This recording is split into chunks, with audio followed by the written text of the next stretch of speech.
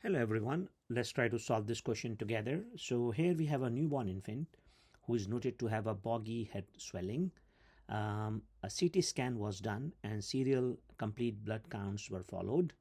Based on the finding, the best statement is, so look at the CT scan, two pictures are given. One is the sagittal image and the other one is a coronal image. So what do you guys think? And look at the CBC. One was done early in the morning and then after 4 hours. So you have two CBCs to look at. So what do you guys think is the correct choice here? Okay, the correct choice here is that the discharge should be delayed. So first of all, before we go to the answer, what is this swelling? And we'll discuss in the next slide. But again, let's walk through that why the answers are others are wrong. The swelling is common in vaginal birth.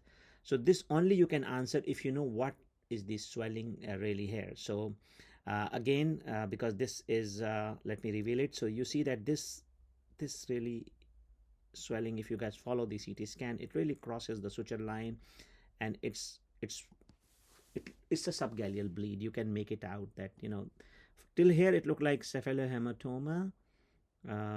Could be a possibility because it's not crossing the sutures. It could be caput, but see, is tracking back on the neck, and we'll explain in the next slide, so don't worry about that. So we'll talk about it here. The other thing which is very important, if you see that the hemoglobin and hematocrit are not coming down, so one can debate that this is not corresponding to the subgaleal bleed, which is highly suspected looking at this CT scan. So again, that's why choice C is the right choice, because you still need to observe, because subgaleal bleed can cause later, a lot of blood loss and can lead to anemia. This is only done in 4 hours, but it's a possibility that this baby can still show signs of bleeding. So it's always good to delay the discharge in subgaleal bleed.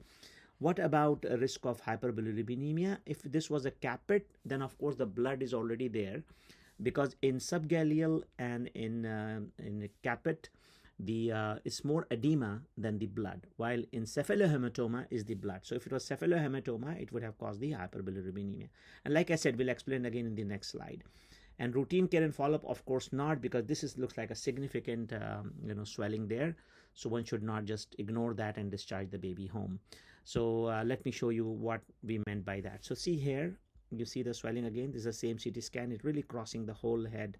So what is caput? Caput is usually like a cap. It crosses the suture line, see here. And while in subgaleal bleed, you see it also crosses the suture line, but it's subgaleal, so it tracks back into the subcutaneous tissue. So the problem with subgaleal bleed is the tracking back to the neck, and it can cause a lot of blood loss there. Cephalohematoma is easy because see here, it never crosses the suture line. So now let's reiterate again. If somebody has cephalohematoma, the risk of hyperbilirubinemia is high. If somebody has subgaleal bleed, the risk of anemia is high. If somebody has caput, that probably goes with the vaginal delivery, and you just have to observe because it's more edema than the blood.